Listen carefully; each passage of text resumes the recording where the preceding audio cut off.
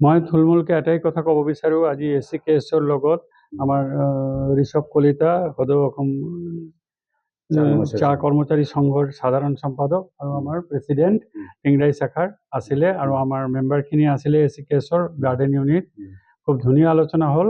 আমাৰ একমাহ সময় মই বিচাৰোঁ, তাৰ ভিতৰত আমি এইটো স্থায়ী সমাধান কৰিম। এতিয়া বিতংটো এতিয়া মই ক'ব বিচৰা নাই। জানিব বিচাৰোঁ যিহেতু আপুনি SCKS নহয় SMS আছে তাত, যিহেতু শ্ৰমিকসকলেও বহুত তাত পাবলগীয়া পাওনা দেনা পাওনা আছে, তো সেইবিলাক আপুনি কেনেকৈ সমাধান কৰিব? তেওঁলোকৰ লগত আপোনাৰ আলোচনা হোৱা নাই আজি লেবাৰ কমিশ্যনৰ লগত? না ACMSৰ লগত আজি আলোচনা হোৱা নাই, এইটো সঁচা কথা। কিন্তু ACMS গোটেই বস্তুটো জানে, বাগানৰ কি কথা, কি ৰূপ, কেনেকুৱাভাৱে কি হৈছে। এতিয়া তেতিয়াহ'লে মই আৰু অলপ দীঘলীয়াকৈ ক'ব লাগিব। যোৱা 20 এপ্ৰিলৰ পৰা মানুহখিনি মজুৰখিনি পাত তোলা বন্ধ কৰি দিলে, ক'লে চিকলিং কৰিম আমি। তেতিয়া মই সোধোতে ইহঁতে ক'লে যে আমাক বাবুবিলাক কৈছে যে চিকলিং কৰ, পাত নুঠাবি। এইসব ঘৰুৱা কথা, মই ইমান ডিটেইলছত যাব নিবিচাৰোঁ। যি হওক, সেইটো লৈ এটা নিষ্পত্তি হ'ল। আজি ধুনীয়াকৈ আলোচনা হ'ল। আজি মই বেলেগ কিবা তিক্ত কথা ক'ব বিচৰা নাই। একমাহৰ ভিতৰত ইয়াৰ স্থায়ী সমাধান ওলাম। মই সেইটো ভাবোঁ। আজিৰ পৰাতো নহ'ব, অহাকালিৰ পৰা বাগানখিনি ধুনীয়াকৈ চলিব আৰু কৰ্মচাৰীবিলাক সকলোৱে আহি সহযোগ কৰিব আৰু মজদুৰবিলাকো সহযোগ কৰিব। এইটো মই ভাবোঁ আৰু আশা কৰোঁ। মই সেইটো বিচাৰোঁ, সকলোৰ ভালটো মই বিচাৰোঁ।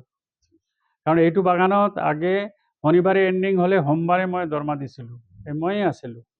কিন্তু আজি এইটো হ'ল দুৰ্ভাগ্যজনক। আমাৰ সকলোৰে দোষ আছে ইয়াত, অকল মই জগৰীয়া বুলি এইটো নহয়, সকলোৱে দায়ী।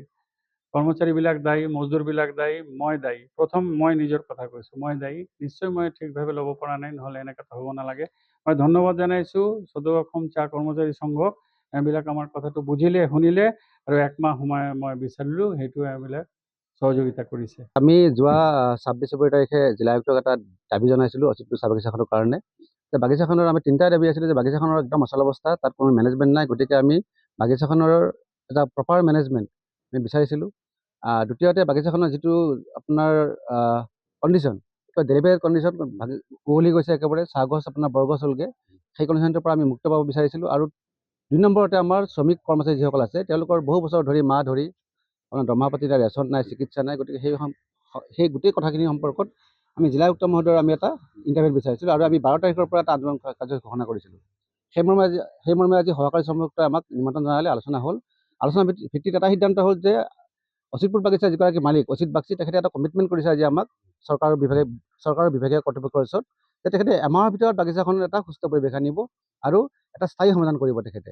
আৰু যদি স্থায়ী সমাধান কৰিব নোৱাৰে, তেতিয়া তেখেতে নিজেই বাগিচাখনৰ পৰা উইথড্ৰ কৰিব। তেখেতৰ যি কোৰ্ট কেছ কাছাৰী আছে এইবিলাক চব উইথড্ৰ কৰি বাগিচাখন যিটো অথৰিটি PF ডিপাৰ্টমেণ্ট তেখেতক হস্তান্তৰ কৰিব বুলি আজি কমিটমেণ্ট কৰিছে। সেইকাৰণে আমি অহা 12 তাৰিখৰ পৰা আজি আন্দোলন ঘোষণা কৰিছিলোঁ। আমি জিলা আয়ুক্ত কাৰ্যালয়ৰ সন্মুখত আমি সাময়িকভাৱে 30 এপ্ৰিললৈকে আমি স্থগিত ৰাখিছোঁ।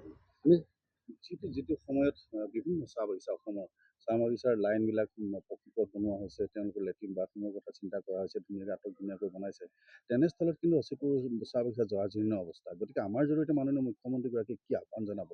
আচলতে অতি এইটো ক্ষেত্ৰত চৰকাৰৰ কোনো ভুল নাই। মই এইকাৰণে ভুল নাই বুলি ক'ম যে সেই বাগিচাখনত কোনো মেনেজমেণ্টে নাই, না মেনেজাৰ আছে, নে কিবা আছে, একো নাই, নে মালিক তাত যায়। গতিকে চৰকাৰে দিব লগা হ'লে মেনেজমেণ্ট যাব লাগিব, কাৰোবাক লগ ধৰিব লাগিব, তাত ক'ব লাগিব। তথাপিতো আমি আপোনাৰ মাধ্যমত আহ্বান জনাইছোঁ, মুখ্যমন্ত্ৰী এটা উচ্চস্তৰীয় দল, আপোনাৰ লেবাৰ কমিশ্যনাৰ বা প্ৰিন্সিপাল ছেক্ৰেটাৰী লেভেলৰ এটা দল, সমূহ মানে ডিপাৰ্টমেণ্টৰ এটা দল অচিতপুৰলৈ পঠাব লাগে। গোটেই বস্তুখিনি তদন্ত কৰিব লাগে। তদন্ত কৰি বাগিচাখনৰ যিখিনি আপোনাৰ কণ্ডিশ্যন, এই কণ্ডিশ্যনখিনি আপোনাৰ নিৰাময় কৰাৰ কাৰণে ব্যৱস্থা গ্ৰহণ কৰিব লাগে।